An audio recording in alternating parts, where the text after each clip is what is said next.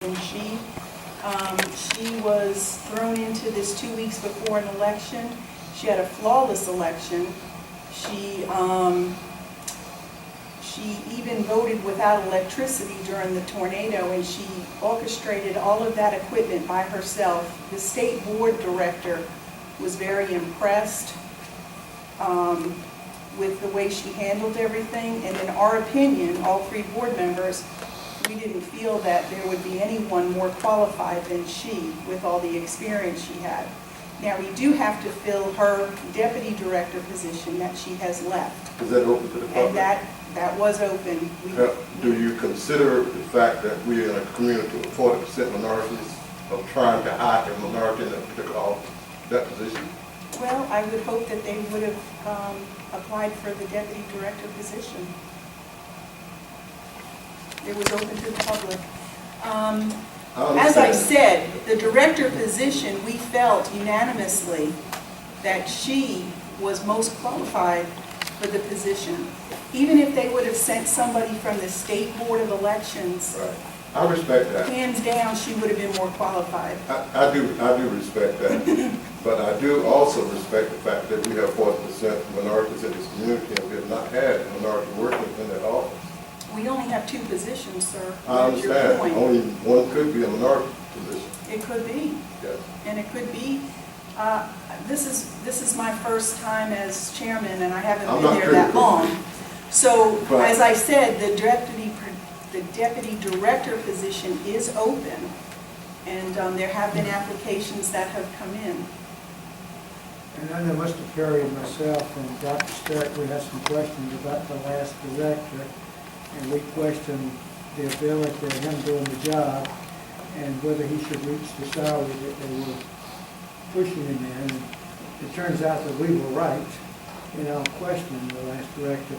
But this person has had the opportunity to work on the job for 9 months. You know what she can do. And so I feel like it's certainly, if we go out and open that up, we probably could find a better candidate than the one we have now that's had some experience. I don't question that. I don't question that at all. I just question the process. I do question the process. The Board of Elections, it just as y'all did on certain positions here, you didn't open them, and you were able to give the best person fitted the job, and we were allowed to do that as well, and that's what we did in the director position. Now, the deputy director position was open, and applications have come in. I understand, but I know with the problems that we had during the last election with people in Raleigh trying to prevent people from being elected and all this kind of stuff through that particular board, there were problems. And I know in my district, there are still a lot of problems. And that's the reason why I asked, even if you had opened it up, she probably would be the nominee. But I think sometimes in certain environments, we need to go through certain procedures so that it look like it's above board. Okay, well, I don't want to be fake either. I wouldn't want to open it when we already felt that we had the best person for the job. So we have opened up the deputy director position. We have many applications, and in fact, some of us have already come in and looked those over, and we will be having a meeting shortly. But as far as Mr. Brown, I just would like to address that very quickly. In the short time that I have worked in that office with those two people, I could see that Ms. Price was really the one who had the computer skills for the position. Had she applied for the director position, she probably would have been a better candidate for that position at that time. But she told me she did not apply for that position. And her computer skills are unbelievable. And the software changes in election every single year. I mean, we've had 3 different pieces of equipment to vote on since 1990. Things change, laws change every single year. And we do want someone with an experience in there, and she has it. Well, may I ask one last question? Sure. Two last questions. Sure. Is there a residency requirement? No. No residency requirement. Is there an educational degree requirement? Okay. No, And we were kind of pushed on the last director, and we were a little disappointed that a little bit more research hadn't been done on that individual. We knew things, questionable things, but we didn't know the real ins and outs of those I issues, understand. like we know today. I understand. But again, I wasn't part of that board, and I know that there It was a are different director at the no time. big questions or ghosts in her closet, and I think she would do a fine job for us. All right. Bonnie, what do you feel like when you do hire a deputy director?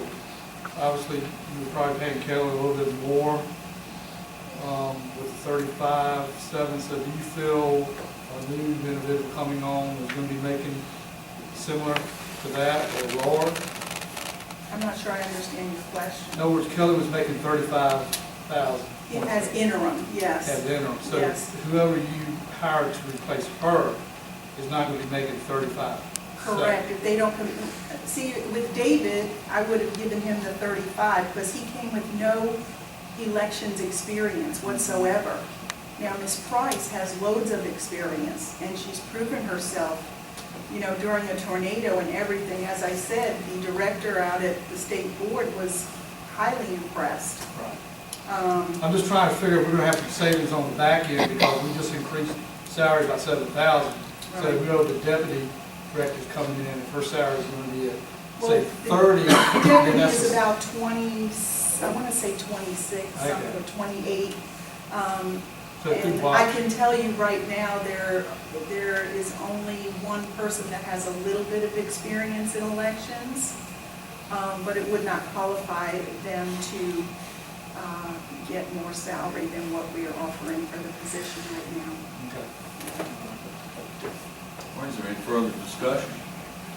If not, all in favor, Aye. say aye. All against, same. Motion carries.